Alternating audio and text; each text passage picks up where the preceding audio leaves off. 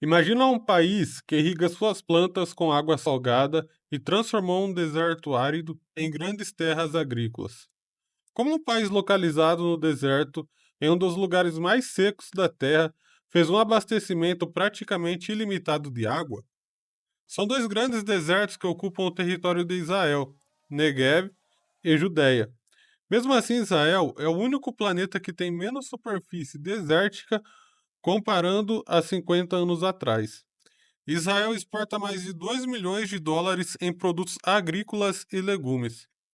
Como Israel venceu o deserto e transformou seu território em uma potência agrícola? É o que vamos descobrir. Segundo o Conselho Nacional de Inteligência dos Estados Unidos, 20% da população deverá enfrentar alguma crise hídrica nas próximas décadas.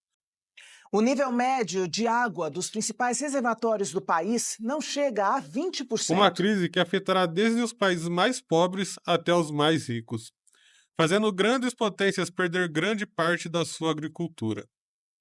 Um país que 60% do seu território é ocupado por desertos, as consequências seriam piores. Porém, a falta de água não parece preocupar Israel. Além do país ser muito próspero e grande exportador de alimentos com abastecimento de água abundante, conseguindo até fornecer água para os países vizinhos. Mas como eles conseguem superar o problema da água? Primeiro, temos que aprender um pouco da história de Israel. Na década de 1920, o território de Israel era controlado pelos britânicos. Prevendo a falta de água, não seria possível continuar com a imigração de judeus. A partir daí, os judeus perceberam que seu futuro estava no aumento dos recursos hídricos. Em 1939, um dos engenheiros mais conceituados do país, Simcha Blaise, imigrante polonês, foi contratado para fazer um plano para obter água. Plano que iria garantir o futuro de Israel. Blaise fez o plano em 3 fases. O plano foi executado por décadas e tornou possível a descolagem demográfica e econômica de Israel. Primeira fase consistia em cavar poços, mesmo em regiões áridas. Seria possível encontrar água. Essa etapa foi bem sucedida, porém não era o suficiente. A segunda fase foi bombear a água do Rio Jordão, o rio mais importante da região, até o sul do país. Chegando até o deserto de Negev, onde os novos colonos poderiam se estabelecer e cultivar seus campos na região.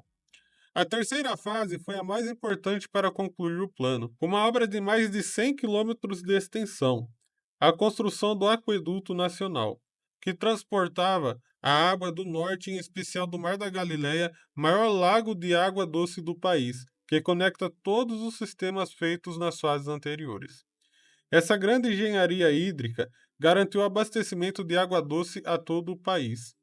Era necessário começar a executar o plano o mais rápido possível.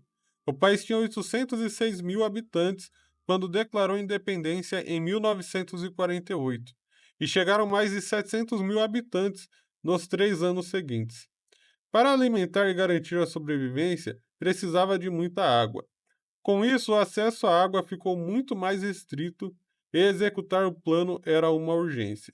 A maior dificuldade para colocar o plano em prática era o dinheiro. Israel não era rica na época, a maior parte da verba era destinado aos militares, já que Israel é cercada por inimigos. Então, o primeiro-ministro David Ben-Gurion tomou uma das decisões mais controversas da história de Israel, que poderia acabar em confronto civil. Israel assinou um acordo onde recebeu 3 milhões de marcos alemães pelos crimes nazistas contra os judeus. O povo sentiu que a sua dor estava sendo comprada, pois era uma dor que nenhum dinheiro poderia curar. Mesmo assim, o parlamento israelense aprovou com a diferença de 2 votos. Com isso, o dinheiro deixou de ser um problema. Em 1964, o aqueduto virou realidade, terminando assim as 3 fases do projeto. Assim, todo o país teve acesso à água garantida. Sem esse plano, o crescimento econômico e demográfico de Israel não seria possível. Com mais de 9 milhões de habitantes, Israel é hoje uma economia moderna e próspera. Porém, seria necessário mais água para que o país continuasse assim. No início do século XXI, o problema de abastecimento voltou. Com isso, mais um plano foi lançado. Foi retirada a gestão do sistema de água dos políticos e entregue a uma agência que tomou medidas mais severas e passou a cobrar o valor real do custo da água, sem subsídios do governo, assim como acontece na maioria dos países. A medida estimulou a economia de água e aumentou a receita do sistema para a construção de mais infraestruturas e estruturas e melhorias na manutenção. O dinheiro foi usado para melhorias no sistema, como por exemplo evitar vazamentos nas tubulações, aumentando a eficiência do projeto. Em muitos países, o desperdício de água chega a 30%, enquanto em Israel é de apenas 10%. Mesmo sem limitar o abastecimento, o consumo de água caiu 20% em todo o país. Com isso, o governo decidiu apoiar investimentos tecnológicos em novas empresas. Foi assim que Israel teve uma grande revolução agrícola. A transferência por gotejamento é uma técnica que economiza até 60% de água e melhora o desempenho das colheitas. Israel também domina a área de sementes, tanto as tradicionais quanto as modificadas geneticamente, reduzindo o consumo de água para cada planta. As plantas podem ser regadas com água salobra, uma água levemente salgada que existe em grande quantidade no subsolo, que por muito tempo foi considerada sem uso. Hoje em Israel pode-se encontrar disponível todo tipo de frutas e legumes. 85% de toda a água utilizada é reaproveitada para a agricultura e para irrigar parques e campos de golfe. Israel é também um dos líderes mundiais em tecnologia de dessalinização.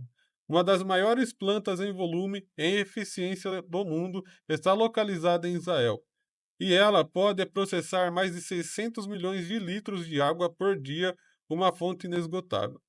Assim, Israel venceu uma região desértica que assolou a região por milênios. O que você achou desse sistema desenvolvido por Israel? Se você gostou, compartilhe, deixe o like, se inscreva e aguarde para mais vídeos.